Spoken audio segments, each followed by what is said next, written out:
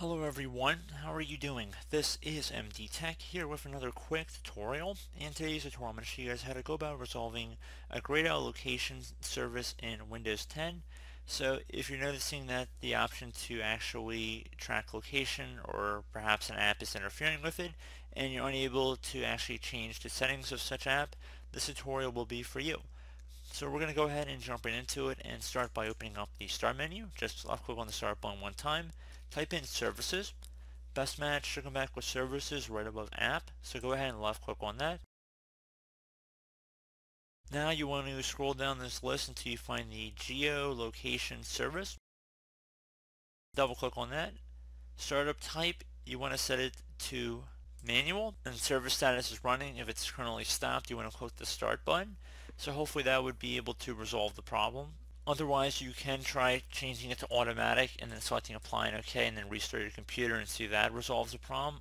Otherwise, if you're still experiencing an issue here, you can go ahead and open up the registry. So click on the start button, type in regedit. Best match should come back with registry editor. You want to right click on that and then select run as administrator.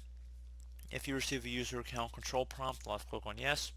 Now before you proceed in the registry, I'd highly suggest that you create a backup of it. And in order to do that, it's very simple. So just go ahead and left click on the file tab up at the top left, select export. File name, usually I'd suggest naming it the date in which you're making the backup. Export range should be selected to all, and then save it to a convenient location on your computer or external media source, and then select save. Okay, so now that you made your backup, now I want you guys to copy the registry location I have in the description of the video. So just copy it directly from my description. So just go ahead, Control C or highlight over, then right click and copy. Delete whatever's in the top address bar up here and just paste in what I have in the description. So you can right click and paste, or you can just click Control V on your keyboard, hit enter on your keyboard now. Now it should take you directly to this entry that we're looking to modify here. And you want to scroll down on the left side until you find 3. So left click on 3. Right click on it now. Select delete.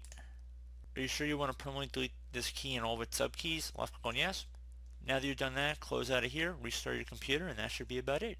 So as always, thank you guys for watching. Do hope I was able to help you out, and I do look forward to catching you all in the next tutorial. Goodbye.